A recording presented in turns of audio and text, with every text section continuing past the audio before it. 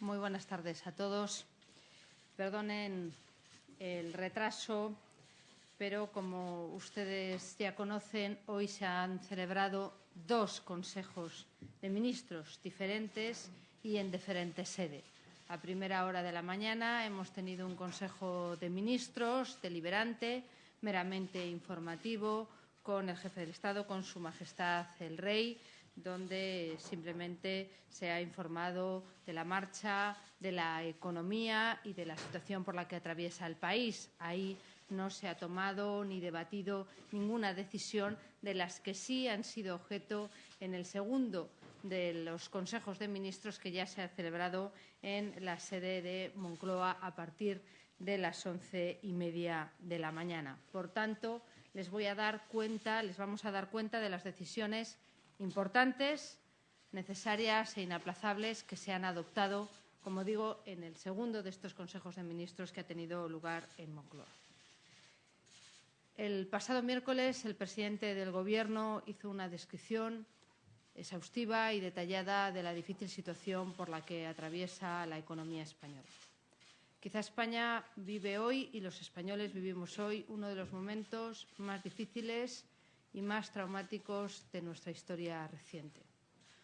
Una crisis que se ha convertido en un drama diario para millones de españoles y que nos obliga a trabajar a todos decididamente para atajar el déficit importantísimo de nuestras cuentas públicas, los problemas de crecimiento que tenemos, pero muy especialmente la situación por la que atraviesa el empleo.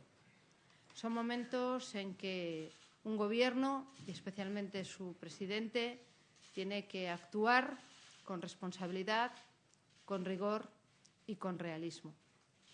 Este Gobierno ha adoptado medidas que no son ni sencillas, ni fáciles, ni populares. Y no lo son porque en esas medidas les estamos pidiendo a muchísimos españoles que están en una situación ya muy complicada esfuerzos adicionales, sacrificios importantes para, entre todos, sacar adelante el país.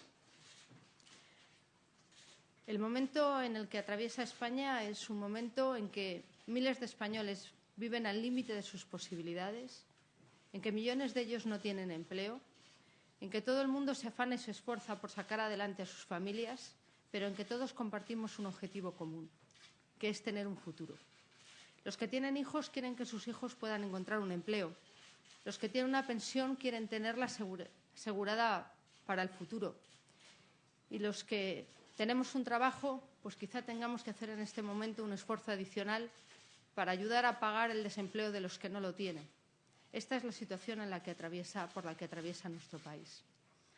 No hay que quitarle ni al país un ápice de la dificultad que vive, ni al Gobierno un ápice de la responsabilidad y el rigor y la determinación con que tiene que actuar. Estamos obligados a hacerlo lo mejor posible y trataremos de hacerlo con la máxima justicia y con la máxima equidad. Como digo, es un momento difícil, pero no para el Gobierno. Es difícil para los españoles. Este Gobierno tiene la obligación de ayudar a este país a crecer y a crear empleo. Y a eso es a lo que nos vamos a dedicar ahora y en el futuro. Para lograrlo, tenemos que hacer dos cosas muy claras. La primera de ellas, quizá más dolorosa. La segunda, porque es nuestra convicción verdadera. En primer lugar, tenemos que hacer un esfuerzo de consolidación fiscal, por la vía del gasto y por la vía del ingreso. No tenemos otro remedio para intentar tapar el agujero que presentan nuestras cuentas públicas y que lastra nuestra posibilidad de crecimiento. Pagar los intereses de la deuda pública es dinero que se detrae de las pensiones, de la prestación del paro, del estado de bienestar, de la educación y la sanidad. Y no podemos mantener este nivel de intereses durante mucho tiempo. Por tanto, hay que atajarlo. Pero, en segundo lugar, tenemos que hacer reformas estructurales que nos permitan crecer y crear empleo. Es el momento de cambiar lo que no funciona, de dejar de conformarnos con cosas que no se han hecho nunca. Indudablemente, cuando se toman decisiones de esta naturaleza, le afectan a mucha gente, a personas y a empresas, muchas veces claramente identificadas con nombres y apellidos. Pero un Gobierno tiene que tomar decisiones a sabiendas de que si no cambiamos las cosas no mejorará la situación. Pero junto a ello yo quiero trasladar un mensaje de esperanza. Este es el camino. Podemos hacer dos cosas. No hacer ninguna reforma, no hacer ningún cambio, entonces renunciar a todo lo que ha conseguido España, o hacer reformas, hacer cambios y mantener lo que España es y, sobre todo, lo que puede llegar a ser. Y con ese esfuerzo de unidad y responsabilidad de todos, también queremos decirle a los españoles que es posible, que España lo ha logrado en otros momentos históricos y que los españoles somos los mismos y, desde luego, que por este Gobierno no va a quedar en esfuerzos, en rigor, en determinación y en trabajo. Paso a detallarles algunas de las decisiones que se han tomado en el día de hoy y de las que tomaremos en los siguientes momentos. En primer lugar, hoy se han aprobado dos acuerdos importantes para la consolidación fiscal. De un lado, un acuerdo de no disposición de determinadas cantidades, especialmente transferencias, para el año 2012, para ajustar el déficit que nos queda por paliar este año. Y de otro, un Real Decreto de medidas para asegurar, Real Decreto Ley, de medidas para asegurar la estabilidad presupuestaria y mejorar la competitividad. ¿Esto qué es? Medidas en el ámbito de los gastos y medidas en el ámbito de los ingresos para ajustar nuestro déficit en la senda 2012, 2013 y 2014, como anunció el presidente del Gobierno. Pero junto a esas normas, hoy se aprueban también importantes reformas estructurales, de las que luego daremos cuenta. Una reforma de la Administración local, una nueva norma de liberalización para crecer, para crear empleo en materia de horarios comerciales y actividades profesionales. Una nueva ley de costas para trabajar por la seguridad jurídica y la protección de nuestro medio ambiente. Hoy se ha aprobado, además, en Consejo de Ministros, el calendario de un programa nacional de reformas para el segundo semestre. Un programa nacional de reformas que tiene los siguientes elementos fundamentales. Se aprobarán de aquí a finales de año 20 leyes que tienen como objetivo fundamental reformar las administraciones públicas, ganar en competitividad y mejorar nuestra economía para crecer. En el ámbito de las administraciones públicas, hoy da su primer paso la Ley de Racionalización y Sostenibilidad de la Administración Local. Pero aprobaremos también y mandaremos a las Cortes este mismo mes de julio la Ley de Transparencia, Acceso a la Información y Código de Buen Gobierno. En el apartado de administraciones públicas aprobaremos también y mandaremos a las Cortes en el siguiente periodo de sesiones una ley de acción exterior para mejorar la imagen y la posición, la defensa de los intereses españoles en el exterior. Un segundo capítulo importante será el tributario, muy especialmente la lucha contra el fraude. Junto a la reforma, el proyecto de ley de lucha contra el fraude fiscal, que ya está en las Cortes Generales, aprobaremos este mes de junio una ley de lucha contra el fraude laboral, que se remitirá al Congreso, y un código penal en materia económica, que contendrá tanto una regulación mucho más rigurosa y estricta del delito fiscal y de la prescripción que lleva aparejada, como los delitos del fraude laboral y el mal uso de los recursos públicos por parte de los gestores públicos. Estoy hablando de la inhabilitación de aquellos gestores públicos que oculten sus cuentas o que las falseen. El tercero de los elementos de trabajo lo será en materia precisamente de empleo y de seguridad social, donde abordaremos una nueva ley de mutuas y donde mandaremos a la comisión conocida como de Pacto de Toledo, de seguimiento de los acuerdos de Pacto de Toledo, una ley para garantizar el factor de sostenibilidad en el sistema de pensiones. En cuarto lugar, la liberalización de nuestra economía en la senda de lo que marcan las recomendaciones europeas va a ser objeto de importantes reformas. Hoy, como decía, en el decreto ley se aprueba una nueva regulación de los horarios comerciales y de las actividades promocionales. Pero también liberalizaremos el ámbito del transporte ferroviario y aeroportuario este mismo mes, del alquiler de viviendas también se aprobará este mes, del transporte terrestre durante este mes de junio, así como la liberalización de los servicios profesionales a partir del mes de septiembre. Un quinto elemento de reformas importantes son las relativas a la unidad de mercado y a la seguridad jurídica. A partir del próximo mes de septiembre remitiremos a las Cortes Generales una ley de unidad de mercado para evitar la fragmentación de nuestro mercado nacional y lograr simplificar normas, procedimientos y el reconocimiento de licencias y permisos. Una nueva ley relativa a los organismos supervisores, que será la relativa a la creación de una única Comisión Nacional de Mercados y Competencias.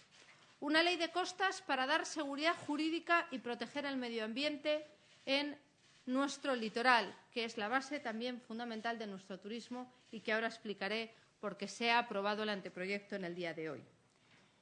Una nueva ley orgánica del Poder Judicial que va a ser la base de una reforma profunda de la Administración de Justicia al servicio de la seguridad jurídica y de la agilización de los procedimientos judiciales, elemento básico para la confianza entre todos los operadores jurídicos, pero también en el ámbito económico y en el ámbito comercial. Por último, aprobaremos dos cambios importantes que inciden directamente en la competitividad de nuestra economía. Una reforma energética. Hoy, en el decreto ley para favorecer la competitividad, hay algunos elementos de esa reforma tendentes a controlar el déficit tarifario durante el año 2012, pero en este mes de junio se aprobará una nueva ley para paliar el déficit tarifario, reguladora o reformadora del mercado de la energía. Por último, en el próximo periodo de sesiones se enviará a las Cortes una profunda reforma educativa y de la formación profesional. Como decía, es un completo paquete de reformas estructurales que tiene por objeto dinamizar nuestra economía, cumplir las recomendaciones de la Comisión Europea para ganar en competencia y para favorecer la liberalización de mercados y el funcionamiento mejor de nuestro mercado interior y, sobre todo, para impulsar el crecimiento económico y la creación de empleo. Aunque no es de mi departamento, pasaré a explicarles algunos de los ejes fundamentales de la Ley de Costas, que, como bien saben, hoy pasa el primero de sus trámites, que es el anteproyecto, antes de su remisión al Consejo Asesor de Medio Ambiente. Esta ley tiene dos objetivos fundamentales. De un lado, la protección de nuestro litoral, que es uno de los principales activos medioambientales y también turísticos que tiene nuestro país, y, de otro lado, dar protección jurídica a propietarios y a concesionarios. En primer lugar, se impone un criterio de tolerancia cero frente a las agresiones en la costa. Verán en la ley una disposición adicional que podemos llamar cláusula antialgarrobicos. ¿Eso qué quiere decir? Que a partir de ahora la Administración del Estado podrá intervenir para parar aquellas obras en pleno dominio público, es decir, en las playas o en las zonas de servidumbre que sean contrarios a la legislación medioambiental. ¿Y cómo? Podrá actuarse frente a los acuerdos municipales que aprueben, autoricen o den licencias a obras que sean contrarias a esa legislación. El Gobierno, a través de la Abogacía del Estado, podrá recurrir esas decisiones ante la jurisdicción contencioso-administrativa y obtener su suspensión para evitar que nos encontremos ante determinados hechos consumados en la zona de dominio público marítimo terrestre o en las zonas de servidumbre y, por tanto, de protección.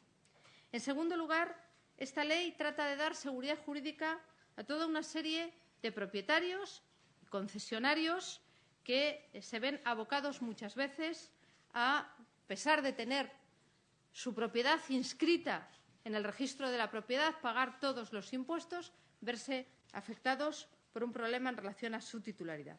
¿Y eso cómo lo hacemos? En primer lugar, y en relación a los propietarios que ahora tenían una concesión de 30 o 60 años, se amplía esa concesión hasta los 75, en la línea general de duración de las concesiones. Se solventa, por otro lado, el problema conocido como de los chiringuitos, aquellas concesiones que son temporales en la zona de la playa, que estaban en un terreno de gran inseguridad jurídica y posibilidades de desaparición, donde se establecerá un periodo de duración de 4 años y su mantenimiento siempre y cuando se cumplan las condiciones de protección medioambiental del litoral. Por otro lado, se da una mayor seguridad jurídica a una tarea difícil administrativamente, pero que es necesario que coordinemos mejor con el registro de la propiedad.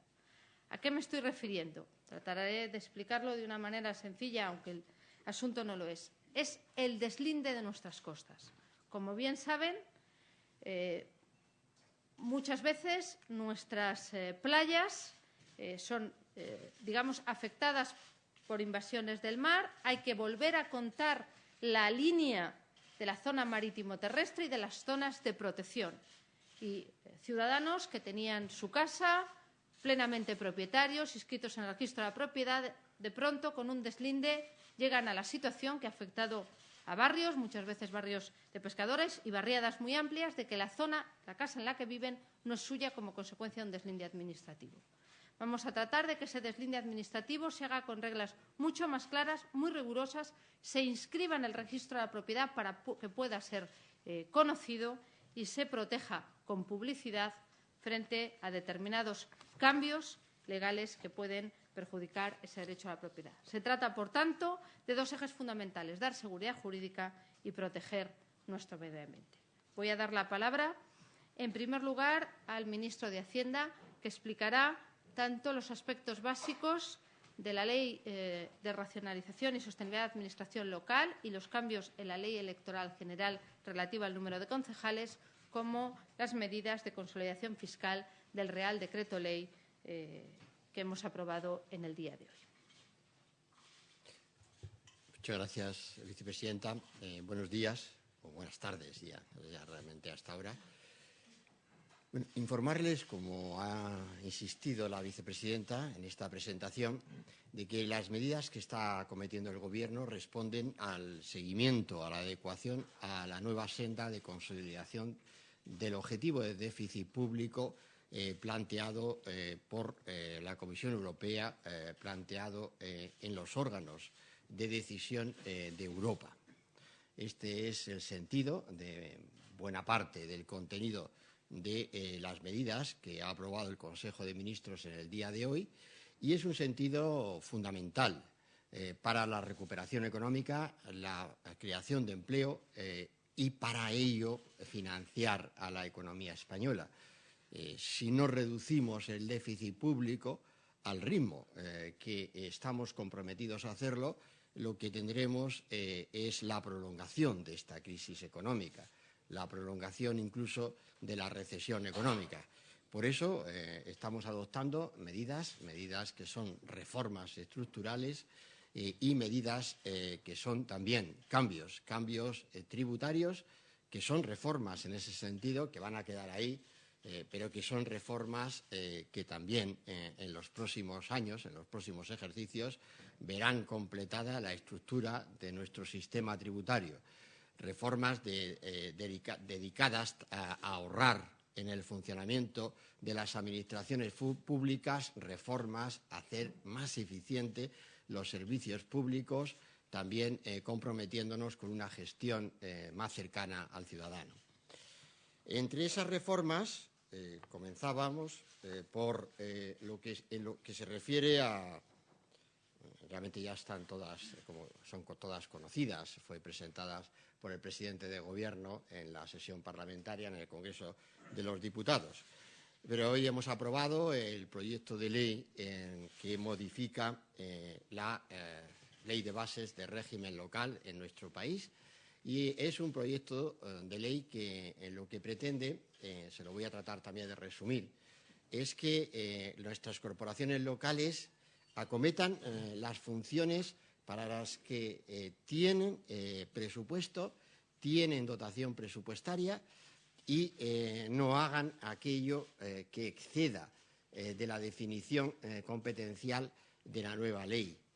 y al tiempo eliminen órganos intermedios hoy presentados de manera, en fin, que se ha llegado a ellos pretendidamente por organizar mejor los servicios públicos, pero que no tienen mucho sentido, no contribuyen realmente a una eficaz gestión, como es el caso de las mancomunidades, o también la supresión de entidades locales de orden menor, por ejemplo, pedanías, que hoy también forman parte de esa estructura de la corporación local demasiado opaca, no rinden cuentas y por tanto, que hay que simplificar y calibrar las actividades que están realizando. Este es el sentido y el contenido de una reforma que es de competencias para hacer válido, para hacer real el principio que también anunció el presidente de Gobierno en su discurso de investidura. Una administración, una competencia. Esa reforma de la administración comienza precisamente por las corporaciones locales, tendrá consecuencias en términos de delimitación de sus competencias con las comunidades autónomas y con la propia Administración General del Estado. Esta es la ley, por tanto, una ley muy importante que también se verá completada con la reducción del número de concejales, en concreto con ese 30% del número de concejales que también fue anunciado por el presidente de Gobierno y que permite aligerar, digamos, y permite favorecer en la toma de decisión política. Esta ley, este planteamiento, estas dos leyes, lo que hacen también es, además de ese ordenamiento, que insisto en él, porque es el fundamental competencial, ese es el sentido de esta ley, lo que hacen también es comprometer la calidad del servicio público, algo que es fundamental. Y esa calidad del servicio público quedará en su baremo, en su valoración, en las manos de la Administración General del Estado. Quedará la baremación de la calidad del servicio público local, estará en manos de la Administración General del Estado y, en concreto, del Ministerio de Hacienda y Administraciones Públicas, lo que llevará a que los municipios de menos de 20.000 habitantes, pues si no van cumpliendo la calidad en la gestión de esos servicios públicos y esos municipios están sometidos a planes de ajuste, como hoy lo están, a través del plan de proveedores o como también lo están, como lo saben, en términos de cumplimiento de la Ley de Estabilidad Presupuestaria, lo que se hará es que esos servicios públicos pasen a desarrollarse por las diputaciones provinciales, que actuarán como una gestora centralizadora de servicios públicos para ayuntamientos de orden menor. Por tanto, estamos ante una reestructuración administrativa competencial muy importante y encaminada a simplificar y a reducir las estructuras burocráticas y las estructuras políticas de nuestro país. Y junto a ello también lo que haremos en lo que es el contenido de esa ley, pues es introducir los cuerpos del Estado en lo que será la gestión de esas corporaciones locales. Recuperamos lo que fue la acción, la función pública del Estado en los cuerpos fundamentalmente de interventores y en los cuerpos de secretarios municipales. Eso también es un gran cambio, es una vuelta a lo que ya tuvimos en España y que nunca debimos perder, y es la objetividad de esa gestión que para la transparencia de las decisiones políticas en el manejo de los presupuestos públicos y la independencia y la objetividad en la toma de esas decisiones. Por tanto, estamos hablando de una reforma estructural de la función pública bastante importante. En lo que se refiere también a los funcionarios, a lo que es la propia función pública, decirles que lo que hemos aprobado ha sido una serie de cambios en la función pública que son cambios encaminados a asimilar el régimen laboral de esa función pública con lo que es el régimen laboral en términos de actividad del mayor número de los trabajadores de España que desarrollan su actividad en el sector privado. Hay ahí un paso en clave de asimilación. Además, también implícitamente está también la petición a la función pública desde el reconocimiento del valor de su acción, porque España tiene una gran función pública. Sin ella hoy no seríamos lo que somos. Se trata también de pedir a esa función pública, a esos funcionarios, una contribución de manera que su esfuerzo, que siempre es tan necesario, hoy lo es todavía más en las circunstancias críticas que estamos viviendo, razón por la que se adoptan medidas de cambio de su régimen de incapacidad laboral transitoria en términos de la asimilación al régimen que se aplica en términos generales, cambios como es también la reducción de los días libres, cambios relativos a la renuncia de la paga extra de diciembre de este año, que no se pierde, quedará compensada a partir del 2015 en forma de retribución en su sistema complementario de pensiones. Por tanto, quiero dejar claro que estamos haciendo una actuación de una vez, en una ocasión tan excepcional como es este 2012 y que no se pierde en términos de lo que será su base retributiva, sino que será devuelta a partir del 2015, donde seguro que viviremos otra economía, viviremos otra España y todos tendremos la satisfacción de haber contribuido a ese cambio y veremos con toda normalidad cómo se recupera en la parte, digamos, que tiene que ser fundamental, que es asegurar el futuro de su pensión. Bueno, estas son las medidas más importantes, también conjunto a la reducción de liberados sindicales y medidas que van conducentes a más esfuerzo, más actividad en materia de función pública, más asimilación a lo que están haciendo los trabajadores del sector privado de nuestro país, la gran mayoría, y a dotar de más sentido, de más contenido a ese servicio público que, insistimos, desde el Gobierno y yo desde mi condición, España tiene una gran función pública y lo que tenemos que hacer juntos es ser capaces de renovarla, ser capaz de que esté a la altura de un tiempo difícil, mostrando lo que es su capacidad de adaptación a este tiempo difícil. Bien,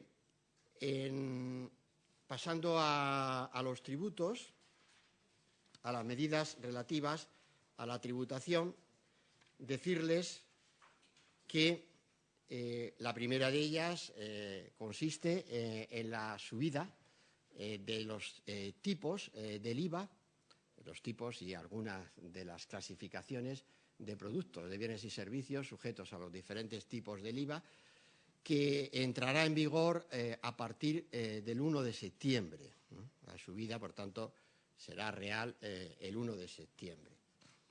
Esa subida del IVA ya también ha sido es suficientemente conocida, explicada, y afecta al tipo general, que pasa del 18 al 21%, afecta al tipo reducido, que pasa del 8 al 10%, y no afecta al tipo superreducido, que queda en el 4%, que es el tipo que saben que es el que está gravando los consumos de alimentación más básicos y por tanto, no estamos causando un especial perjuicio en el ámbito social. El aumento, lo que también responde, va en línea con lo que estábamos anticipando en el programa de estabilidad del Reino de España, que presentamos a las autoridades europeas en el mes de abril, donde programábamos lo que es la política tributaria que nos está marcando nuestra pertenencia a Europa. Esto es apoyar más la tributación en la imposición indirecta y bajar los gravámenes sobre el empleo, sobre el trabajo. De forma que en esta materia, con la subida del IVA, se verá correspondida con la reducción de las cotizaciones de la Seguridad Social, la contribución que hacemos todos a través de nuestro trabajo a la Seguridad Social, pero que hacen los empleadores por esa contratación, un argumento que es fundamental para facilitar la creación de empleo, de forma que en el año 2013 promoveremos una reducción de un punto en las cotizaciones de Seguridad Social, seguido por otro punto adicional en el 2014. Ese es el trayecto y el proyecto y el sentido que tiene la subida del IVA en este momento, en el momento en que lo estamos adoptando en el verano, que, insisto, es una medida que se deriva del cumplimiento de la senda de consolidación fiscal con las recomendaciones que emanan de la Comisión Europea, recomendaciones que también se extienden a otro gran elemento dentro del impuesto sobre la renta de las personas físicas. No va ahora en el decreto ley, ¿no?, pero irá en ese proyecto de ley, pero también anunciarles en la mañana de hoy que a partir del 1 de enero del 2013 quedará suprimida la deducción por adquisición de vivienda en España, su deducibilidad en el IRPF, siguiendo esas recomendaciones. También les recuerdo, añado, que el tipo superreducido que se aplica en este momento, que es el IVA al 4% para la adquisición de nuevas viviendas, tiene fecha de caducidad. Como saben, esto era para este año, para el año 2012, y, por tanto, a partir del 1 de enero del 2013, también esa venta de viviendas irá a tipo reducido, que en este caso es el tipo incrementado del 10%. Bueno, estas son las primeras, las más importantes novedades en materia tributaria. Hay también subida en la tributación del tabaco, como conocen también, y hay cambios en el impuesto sobre sociedades, cambios en el régimen de pago fraccionados en el impuesto sobre sociedades para anticipar el pago, el ingreso a la hacienda pública por parte de empresas, fundamentalmente de grandes empresas de nuestro país, que en este momento también es positivo que contribuyan en este ejercicio 2012 a cumplir con el objetivo que nos está marcando no es las instituciones europeas, que nos está marcando la Comisión Europea.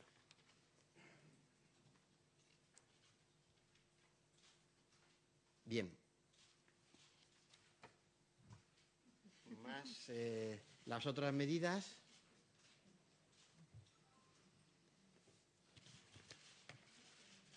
Se refieren, puesto que el contenido ya saben que es muy grande, se refieren también, las que también son conocidas ya, ¿no?, y anunciadas, es el cambio en la prestación de desempleo, con la reducción prevista, anunciada por el presidente del Gobierno, a partir del sexto mes del cobro de esa prestación, reducción del 60% al 50%, y remisión también al Pacto de Toledo, lo que sería también y discusión con las fuerzas políticas, con las formaciones políticas, sobre el sistema de sostenibilidad de las pensiones en España, no ya a corto plazo, sino a medio y largo plazo, dentro de lo que siempre es y debe ser la premisa de nuestro Gobierno y de todas las formaciones políticas de nuestro país, que es preservar el Pacto de Toledo. Creo que estas son las principales medidas. No sé si me dejo alguna, vicepresidenta. Creo que no. Creo que no. En todo caso, vamos aclarando, si les parece, a continuación en las preguntas y respuestas. Muchísimas gracias. Voy a dar ahora la palabra al ministro de Economía, que pasará a explicar el segundo de los decretos leyes acordados en el día de hoy relativo a las medidas de financiación para las administraciones públicas, especialmente para las comunidades autónomas, así como una parte importante del decreto ley anterior, cuáles son las medidas de liberalización de horarios comerciales y actividades promocionales. Muchas gracias, vicepresidenta. Buenas tardes a todos. Voy a entrar en primer lugar en lo que son las medidas de liberalización de uno de los dos reales decretos leyes que ha aprobado hoy el Consejo de Ministros, el que hace referencia a la estabilidad presupuestaria, y después haré referencia a lo que es el segundo Real Decreto Ley, que es el financiero, que se centra básicamente en lo que es la creación de un mecanismo para proporcionar liquidez a las comunidades autónomas que, como saben ustedes perfectamente, tienen enormes dificultades de acceso a mercados en estos momentos. Entrando en el primer Real Decreto Ley, lo que se incluyen fundamentalmente son medidas de comercio interior y de fomento a la exportación, que muy sucintamente les paso a resumir. Entrando en primer lugar en lo que son medidas de liberalización comercial, de comercio interior, en primer lugar se aprueba lo que es la ampliación del horario de apertura comercial en días laborables de 72 horas a 90 horas. Es decir, esto lo que supone es que hasta ahora existía un número, se podía fijar por parte de las comunidades autónomas, restringir el número de horas de apertura semanales en días laborables hasta 72 horas y ahora se limita a 90 horas. En segundo lugar, se introduce la plena libertad horaria para aquellos pequeños y medianos establecimientos con menos de 300 metros cuadrados de superficie. Esto ya estaba así, pero se autorizará también a las comunidades autónomas a reducirlo hasta 150 metros y esa autorización ahora desaparece y, por lo tanto, todos los establecimientos comerciales, cualquiera que sea el rótulo comercial bajo el que realizan su actividad, podrán tener libertad absoluta de apertura.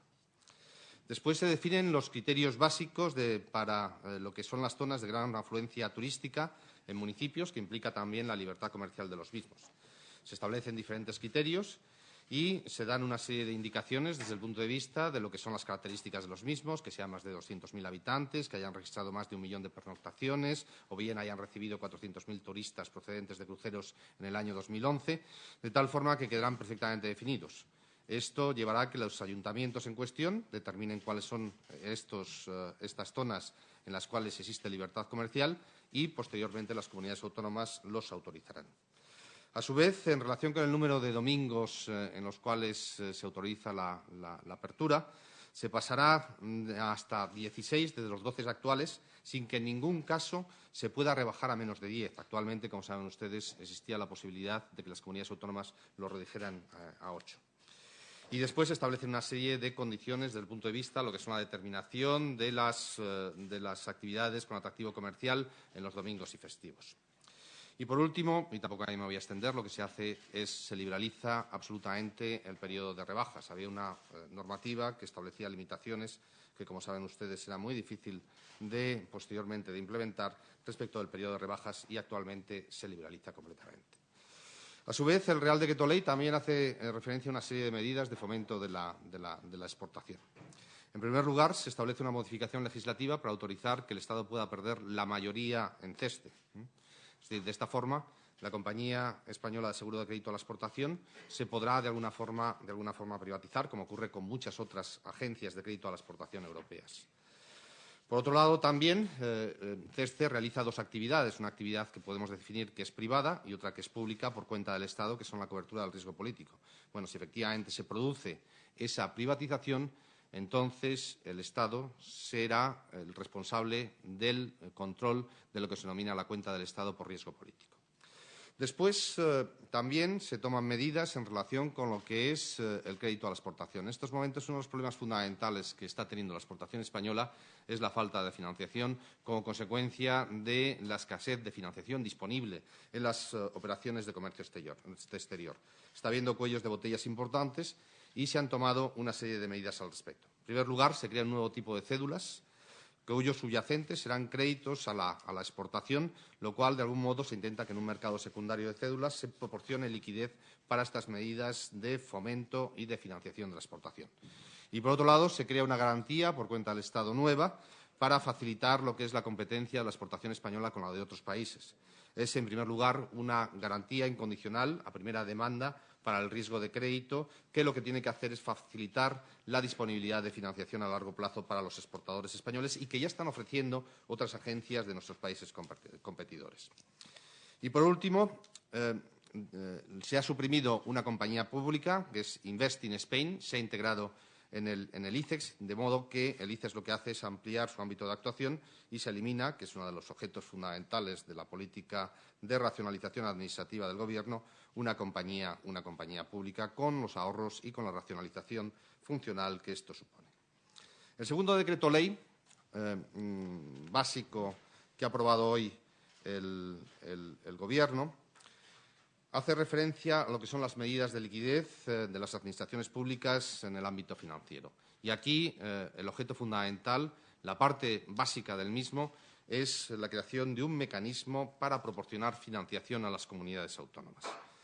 Es de todos conocidos las dificultades que están sufriendo las comunidades autónomas en estos momentos para acceder a los mercados. Ya no es una cuestión simplemente de coste, que son elevadísimos o que han sido elevadísimos, sino incluso de lo que es el acceso a estos mercados de disponibilidad de financiación.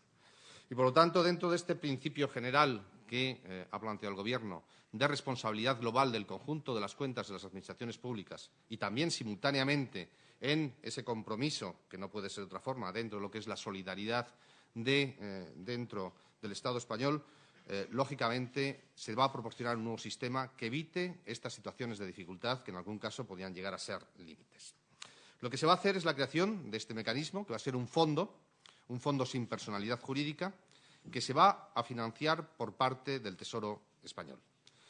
Este fondo, a su vez, proporcionará financiación a las comunidades autónomas, partiendo del coste de la financiación del Tesoro, más un diferencial que será reducido.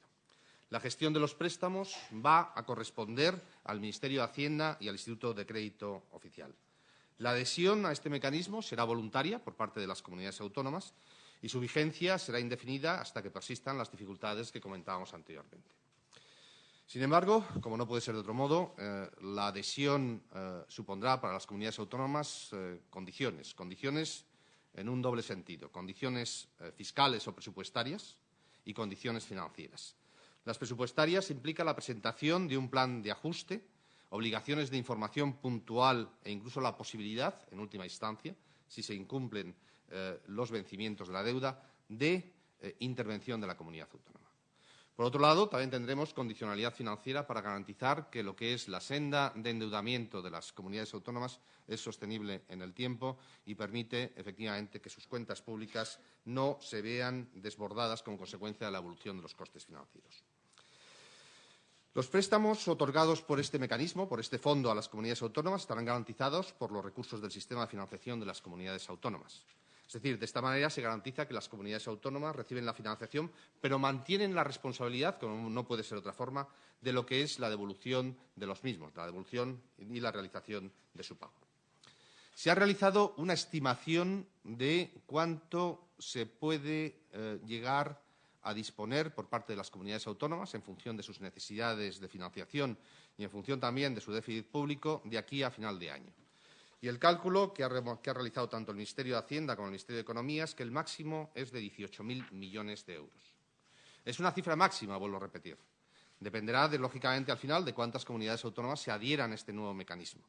Pero la cifra máxima que hemos identificado, que hemos calculado, en función de lo que son los vencimientos que tienen y en función también de su déficit público, porque se trata tanto de renovar los vencimientos que se producen como las nuevas necesidades derivadas del déficit público, son de 18.000 millones de euros. Estos 18.000 millones de euros van a ser proporcionados por el Tesoro. Y el Tesoro no va a modificar lo que es su calendario de emisiones. Se considera únicamente que se va a realizar, o parte de la financiación provendrá de un préstamo que va a realizar Loterías del Estado con cargo a lo que son sus ingresos futuros, que va a tener un tamaño de 6.000 millones de euros. El resto puede ser financiado por parte del Tesoro español. Y esos son los rasgos fundamentales del decreto ley que comentábamos anteriormente. Muchas gracias, ministro. Abrimos un turno de preguntas.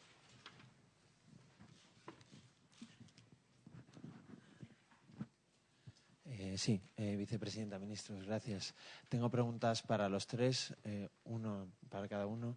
A la vicepresidenta, el presidente y usted mismo nos han pedido un esfuerzo muy grande a los ciudadanos, se han presentado medidas muy duras, pero se ha escuchado en muchos sectores que pareciera que los ciudadanos hacen un esfuerzo mayor que el de la administración, que el adelgazamiento de la administración no va lo suficientemente rápido, que no se están apretando el cinturón. A mí me gustaría saber si el Gobierno tiene plazos y está actuando en ese sentido, si la administración pues se va a eliminar y va a haber una reforma total y real, porque se han pedido sacrificios muy fuertes a los ciudadanos. Me gustaría saber si también va la administración, el Gobierno, comunidades y ayuntamientos.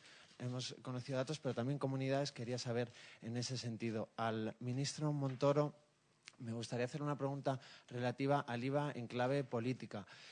Usted fue responsable de Economía del Partido Popular.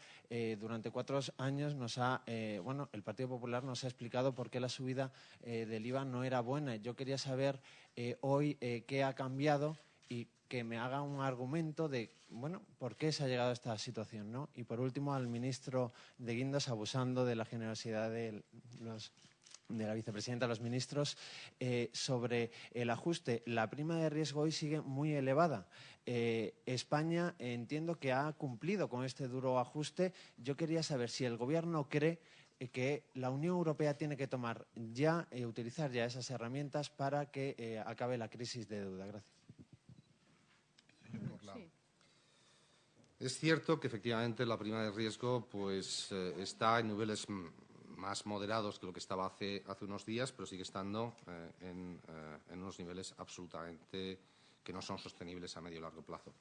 Y yo creo que aquí, fundamentalmente, lo que se está poniendo de manifiesto es que existen, de algún modo, siguen existiendo dudas sobre lo que es el futuro del entramado institucional del euro. Y hasta que no se tomen medidas decisivas como las que se pusieron de manifiesto en el último Consejo Europeo, de avanzar en la unión bancaria, de avanzar en la unión fiscal, de avanzar en la unión política, yo creo que esas tensiones van a continuar ahí.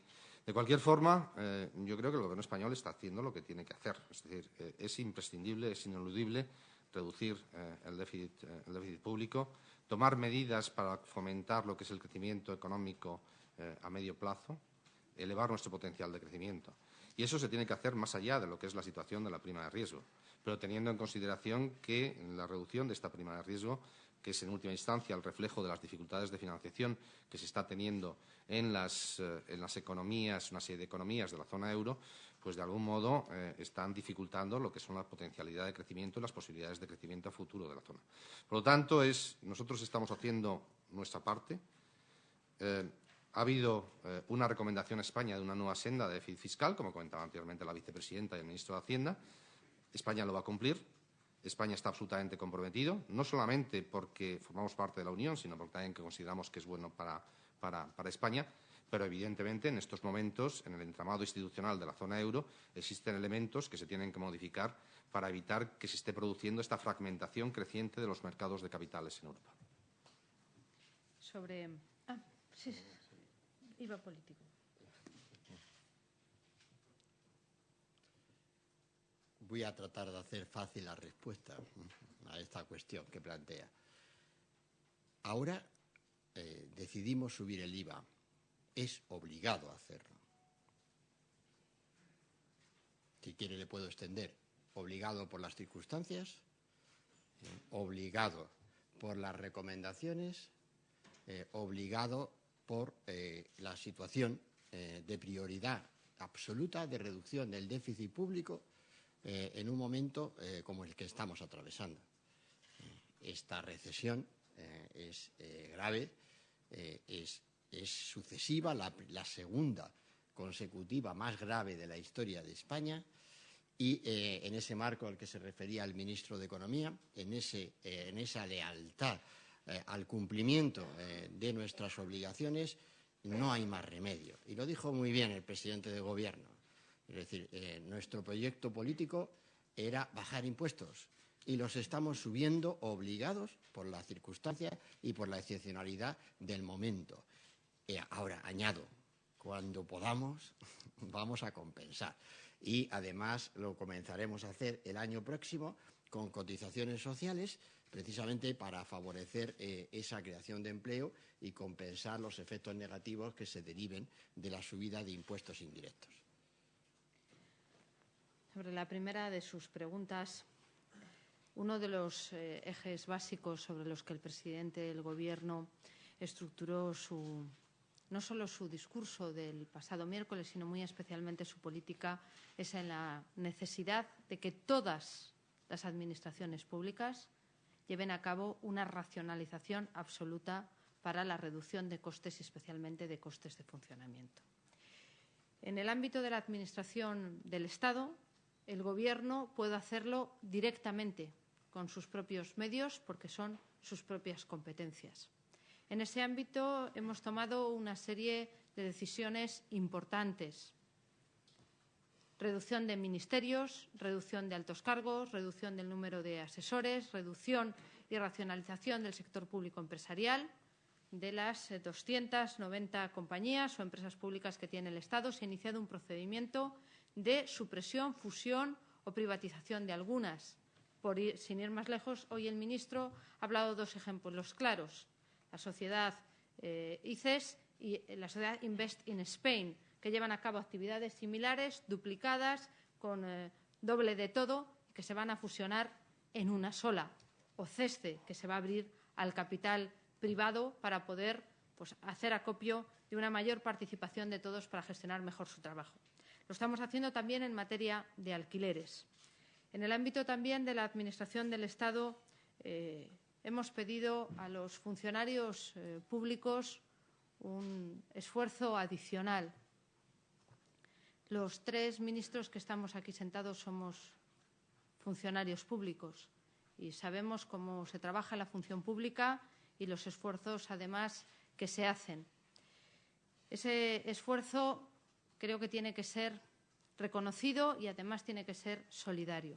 Como decía el ministro de Hacienda y Administraciones Públicas, este año los funcionarios no cobrarán su paga extra, pero se les ingresará en el 2015. Será de una sola vez sin que eso merme las cuantías para el año siguiente.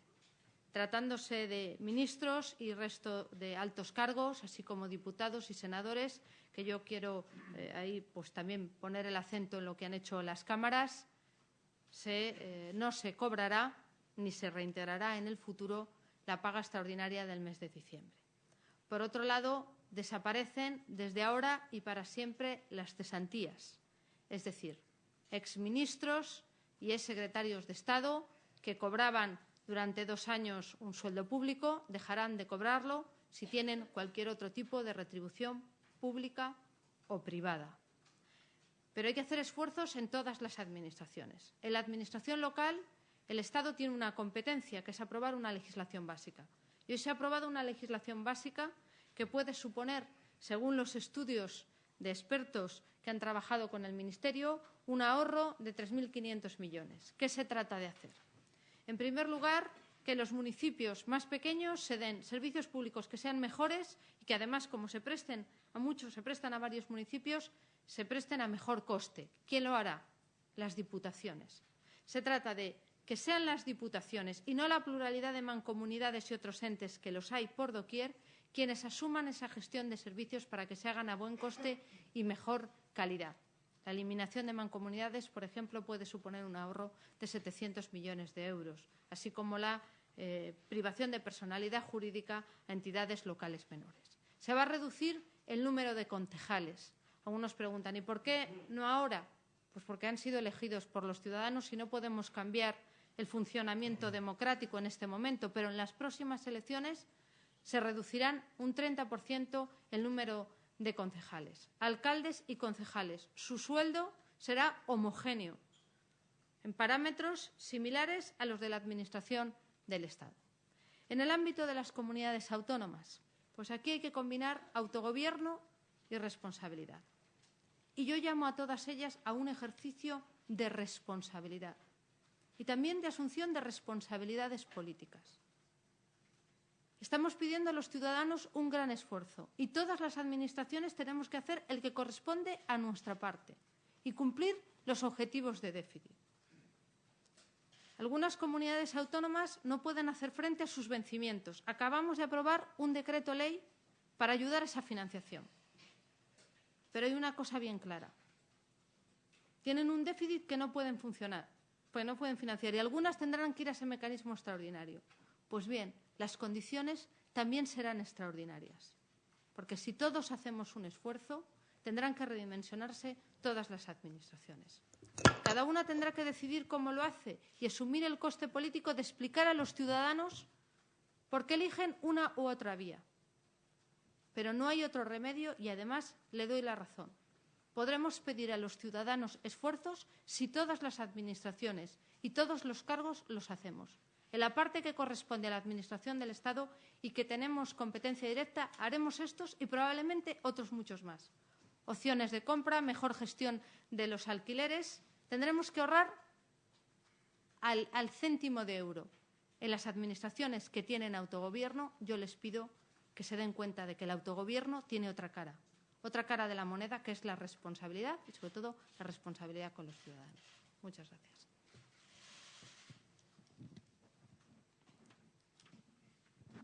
Gracias. Yo quería preguntarle a la vicepresidenta, ¿estos ajustes van a ser necesarios van a ser suficientes, para que España salga adelante?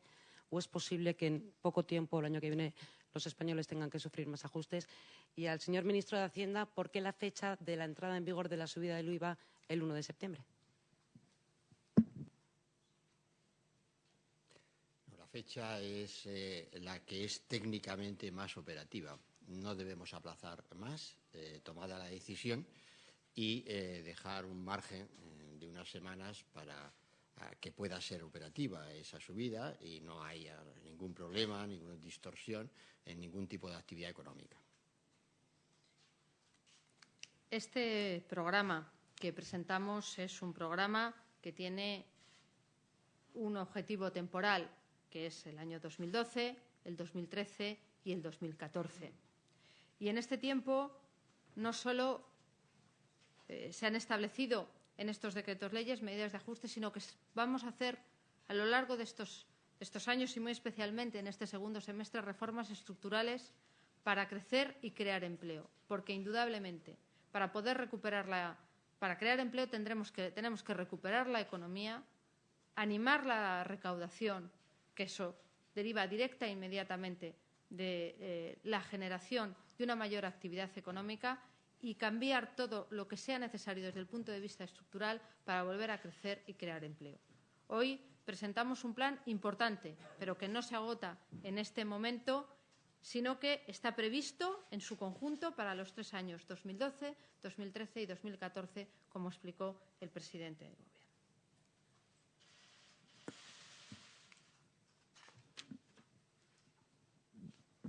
Sí, muchas gracias. Yo, en relación, ahondando, es una pregunta, yo creo que para los dos económicos, luego otra para la vicepresidenta, sobre economía.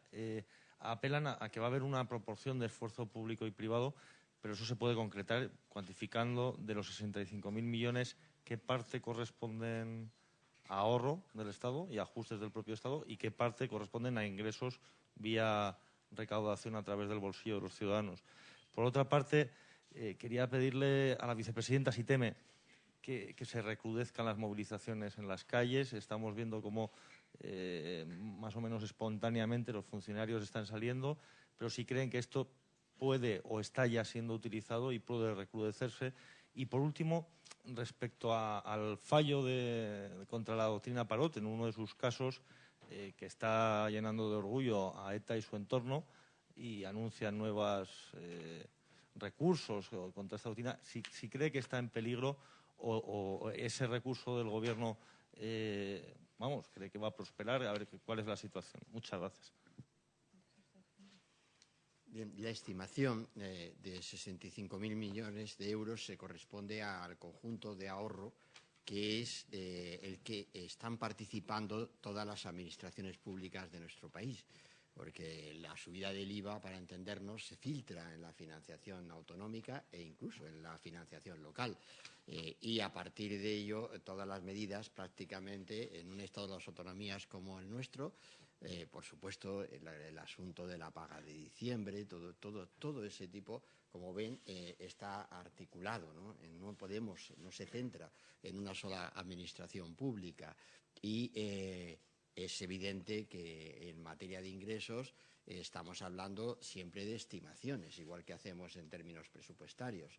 Es decir, la certeza está en el escenario económico sobre el que nos estamos moviendo. Esa es la razón por la que hemos llegado a un cálculo que hemos presentado globalmente. Y ese cálculo está ahí y ese es el cálculo nuestro que llegamos a través de todas las estimaciones, también participando con las estimaciones de otras administraciones públicas, pero a partir de ello el desglose es tan articulado, está tan vertebrado, que realmente no quiero ser más allá, porque lo que estamos haciendo, como ven, como gobierno, no es basarnos en macrocifras, es tomar decisiones. O sea, que decir, en el Consejo de Ministros hoy hay decisiones, y decisiones difíciles, duras, respecto de ingresos y de gastos públicos. O sea, y nosotros, por tanto, no nos apoyamos en la cifra, sino que estamos tomando esa decisión teniendo confianza en que las cifras efectivamente se adecúen a esa senda de sostenibilidad presupuestaria, a esos escenarios de corrección del déficit público, que son los que con el ministro Guindos trajo en el último ECOFIN. Sobre las movilizaciones, quiero decirle varias cosas. En primer lugar, el Gobierno respeta el derecho a la manifestación de cualquier ciudadano respecto a las propuestas del Gobierno, respecto a cualquier otra cuestión. Eso, en primer lugar, que quede claro, como Gobierno respetamos y podemos comprender y entender perfectamente que son medidas difíciles y que hay ciudadanos que les cuesta poder asumir o poder afrontar. Indudablemente respetamos esas protestas y esas manifestaciones. En segundo lugar, y como me pregunta exactamente por los funcionarios, pues yo quiero reconocerles los esfuerzos que han hecho, no ahora, sino desde hace un tiempo. En el año 2010 se redujo el sueldo de los funcionarios públicos en unos porcentajes entre 3 y un 10%, que daban una media de recorte del sueldo de los funcionarios de un 5,7%. Eso fue en el mes de mayo de 2010, se les aplicó desde el mes de junio y ese recorte, además, quedó congelado en los meses siguientes, es decir, se les rebajaron las nóminas y durante los años siguientes quedó congelado esa rebaja. Ahora se pide un esfuerzo más, que es un esfuerzo, no obstante, en diferente mecánica. No hay recorte de los meses de sueldo, sino que la paga de este mes de diciembre, puntualmente, de un solo año, y este mes de diciembre no se les va a pagar en el mes de diciembre, no la van a cobrar en el mes de diciembre. A partir del 2015 se ingresará en los planes de pensiones. Yo entiendo que es una medida difícil, que se exige un sacrificio, que además se añade a otros que se les había pedido en el año 2010 y entiendo su posición. Sobre todo lo que quiero hacer es un reconocimiento a los empleados públicos de este país que trabajan bien, que ahora tendrán que trabajar algún día más y que se les pide ese esfuerzo adicional a lo que ya llevan vivido desde el año 2010. Y sobre la doctrina Parot, el Gobierno, desde luego, no comparte la doctrina del Tribunal de Estrasburgo, no estamos de acuerdo con la misma, no es una sentencia firme y, por tanto, hemos dado como Gobierno instrucciones a la Abogacía del Estado para que la recurra ante la Gran Sala. Y la Abogacía del Estado está ya formalizando el recurso que, como saben, debe interponerse en el plazo de 3 meses.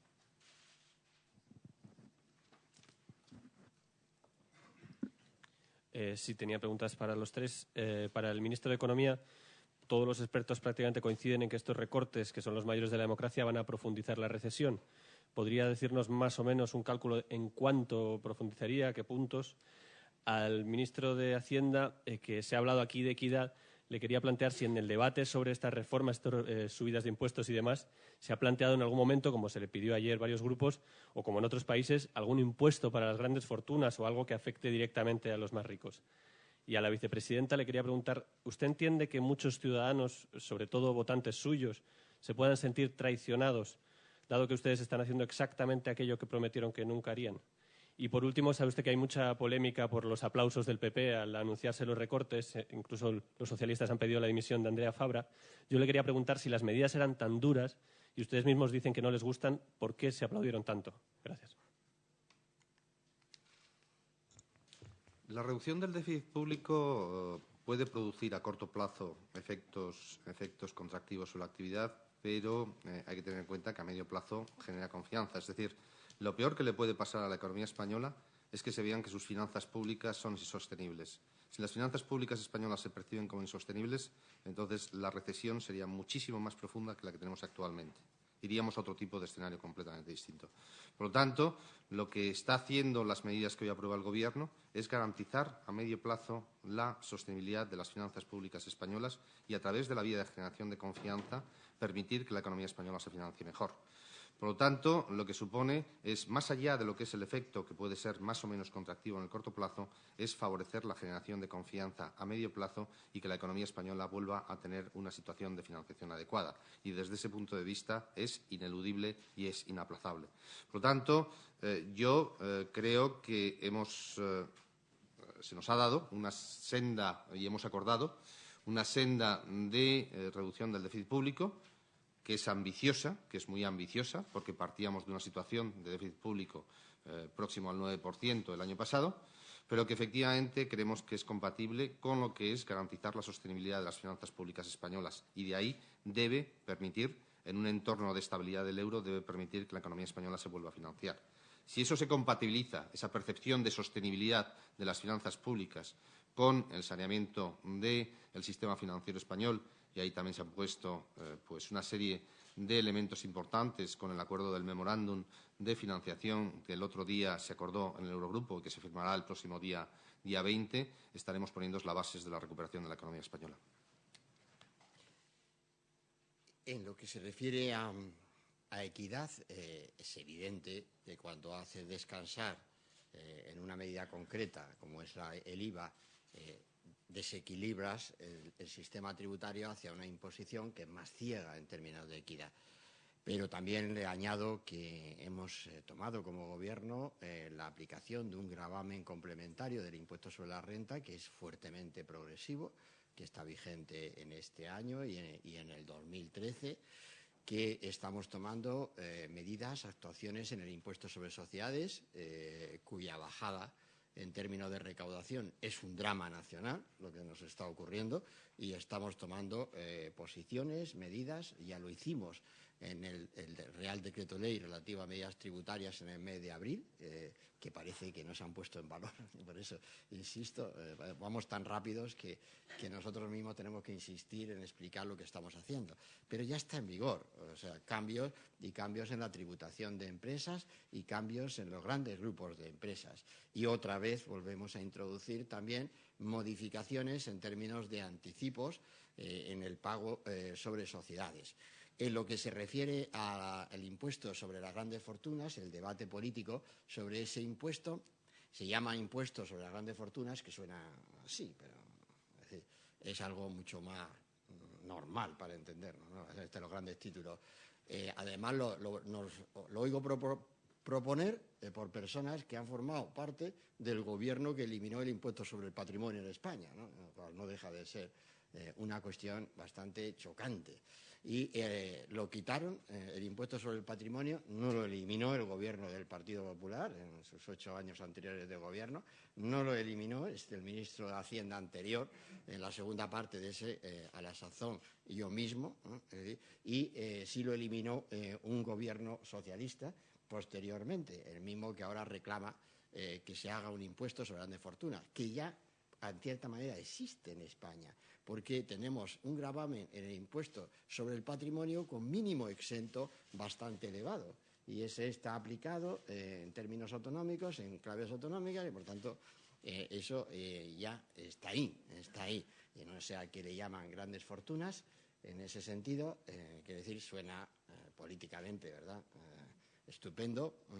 A mí, de seguro que como ministro de Hacienda, si puedo identificar una base imponible de esa naturaleza y de esa categoría, la grabaría, pero vamos, sin pestañear, ¿no? Es decir, y por tanto, estamos hablando de ello, pero ya existe en España un impuesto sobre el patrimonio con un mínimo exento bastante elevado.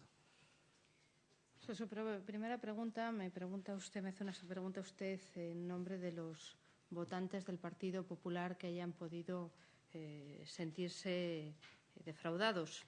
Yo creo que hay un elemento importante en la intervención del presidente del Gobierno en el pasado día que es de todos conocido y que se entiende perfectamente. Indudablemente hemos tomado decisiones que no iban en nuestro programa electoral, en el Partido Popular, que sustenta este Gobierno. Y se ha hecho sencillamente porque no había otra posibilidad de sacar adelante un país que, lejos de tener un 6% de déficit, como se aseguraba por el Gobierno anterior, se encontró con 3 puntos más de déficit. Y con un 9% de déficit, un ajuste fiscal que hacer porque es necesario para poder crecer dentro y ganar la confianza fuera, se tienen que tomar determinadas decisiones que ya le digo desde aquí, si el déficit hubiera sido del 6 o del 6,5%, no se hubieran adoptado de ninguna de las maneras, porque 3 puntos de déficit, señor Cue, es muchísimo dinero que hay que ajustar de acuerdo con las exigencias europeas. Y el presidente del Gobierno en ese debate afrontó lo que tiene que hacer un presidente del Gobierno, que es a veces tener que abdicar de determinadas cuestiones, porque si se trata de salvar el país y salvar su economía, a veces hay que hacer cosas que son dolorosas pero necesarias. Y no las disfrazó ni las disimuló.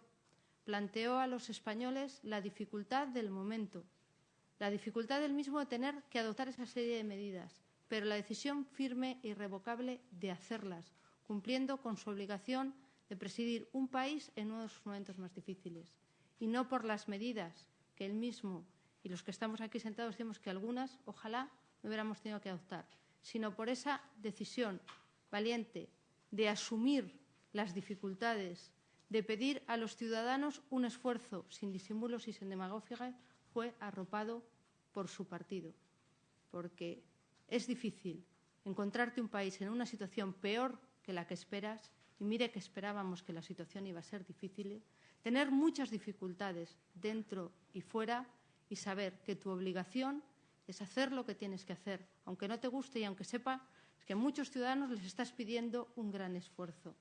Y hacerlo dando la cara, sin disimular y sin disfrazar ninguna de las medidas. Por eso fue apoyado.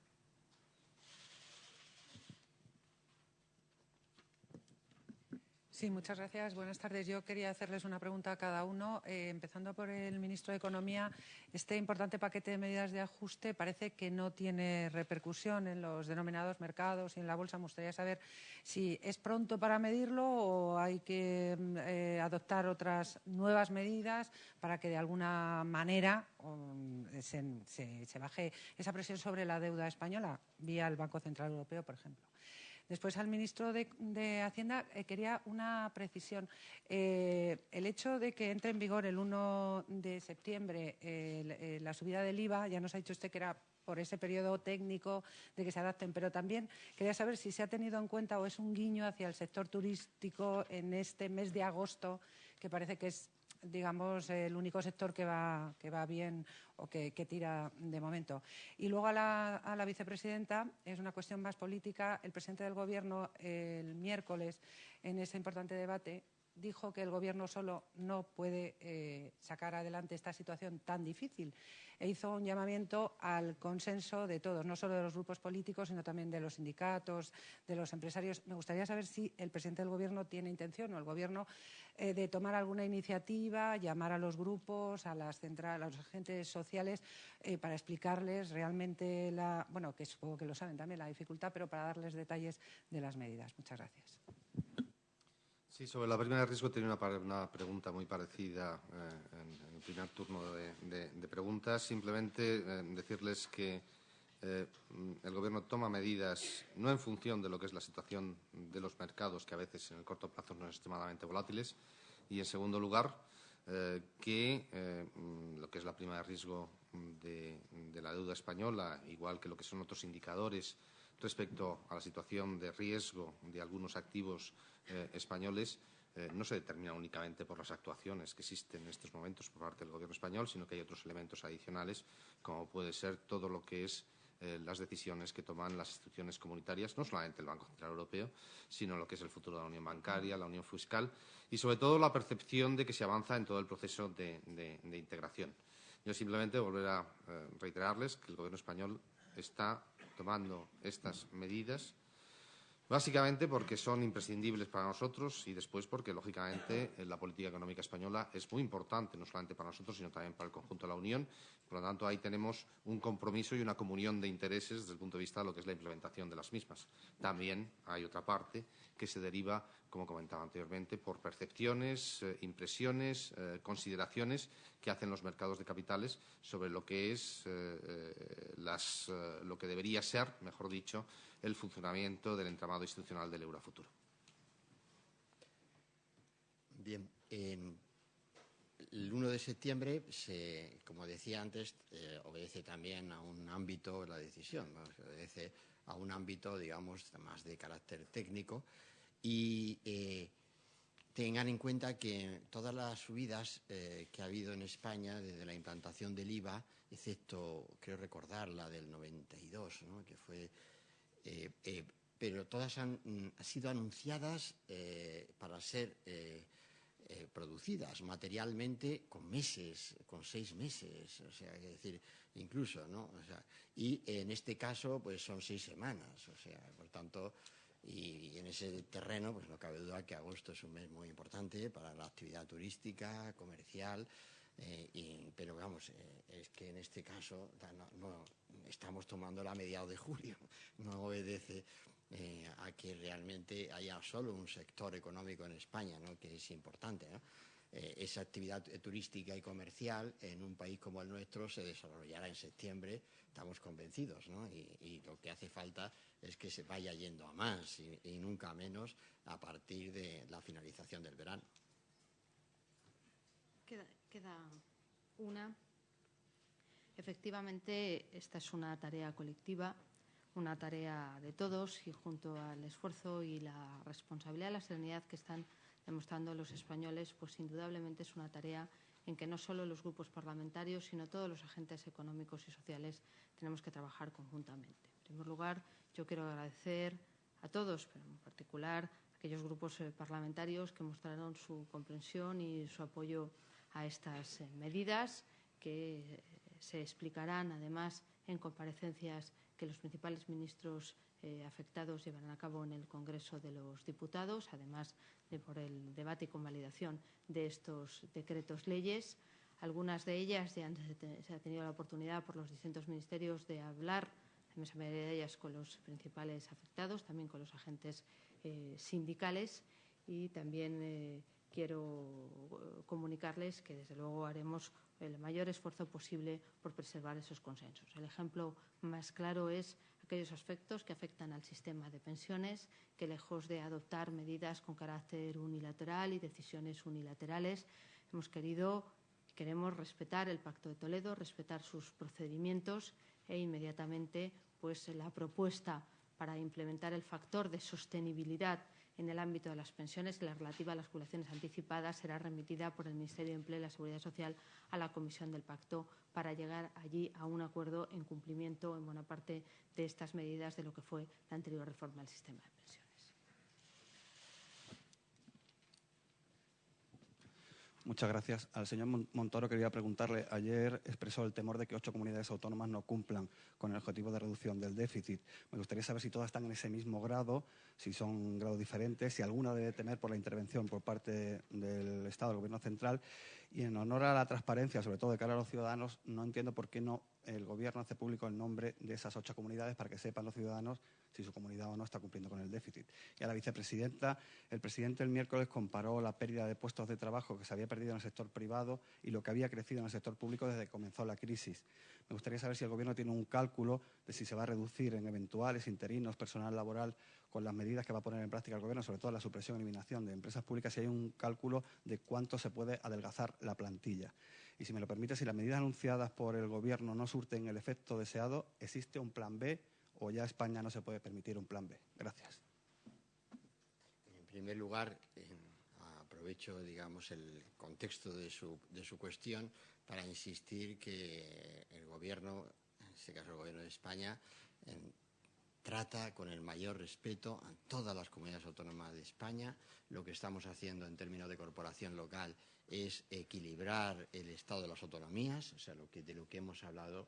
Por tanto, una cosa es exigirnos a todos, a nosotros los primeros, como haremos en un plan económico financiero que nos vamos a aplicar a la Administración General del Estado, que encuadra el presupuesto de 2013 y 2014, y otra cosa es insistir en el planteamiento del máximo respeto a todas esas comunidades autónomas y, como ha dicho ya el ministro de Economía, ¿no? Es que estamos todos en lo mismo. O sea, ese es el concepto del Estado de las Autonomías que tenemos que tener a efectos de facilitar esa liquidez. Y como ha dicho también la vicepresidenta, es que todos estamos en lo mismo y todos vamos a cumplir. O sea, que no es que sea...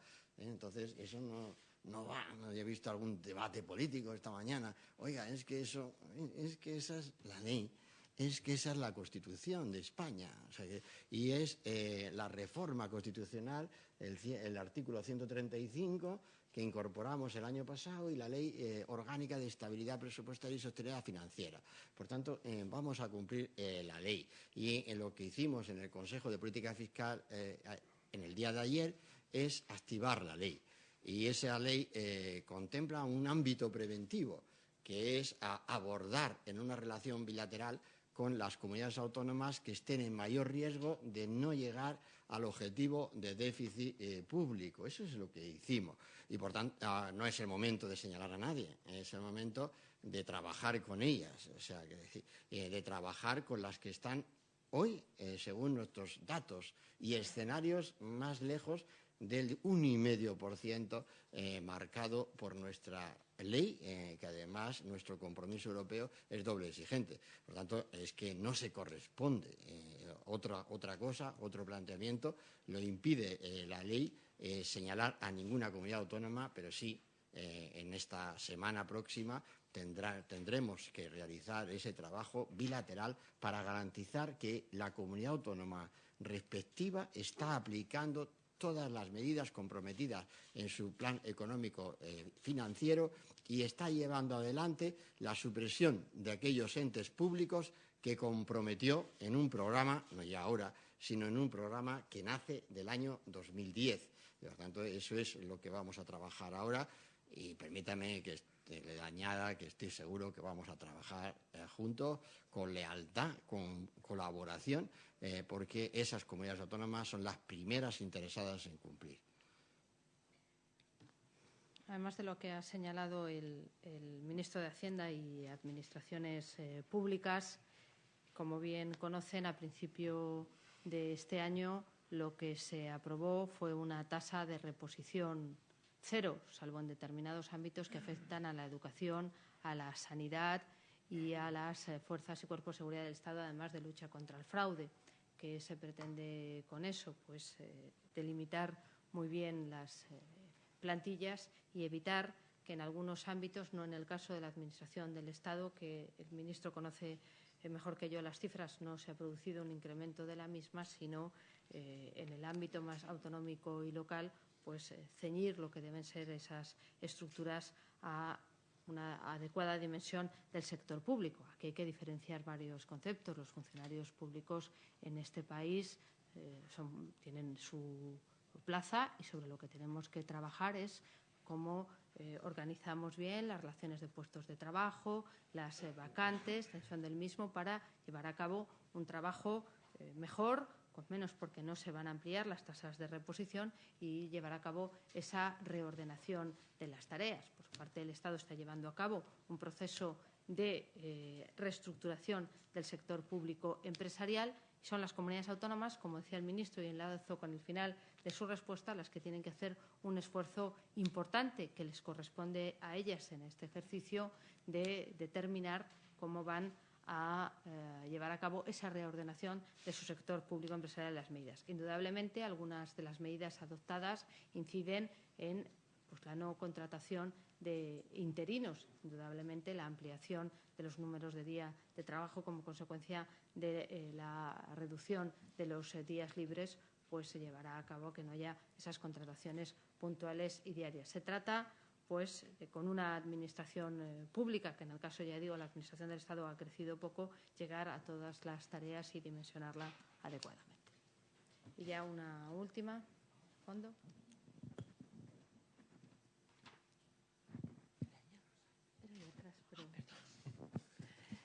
Es difícil. Buenas tardes. Yo quería algunos detalles, la letra pequeña de algunas cosas que ustedes han aprobado hoy. Por ejemplo, en el tema del IVA, usted hablaba de la clasificación de productos que podrían pasar de un tipo de IVA a otro. ¿Nos podría decir quizás los casos más llamativos, los que debamos saber las personas que vamos a la compra todos los días, por ejemplo? Y luego, respecto a los días de libre disposición de los funcionarios, finalmente, ¿cuántos no van a tener? Gracias.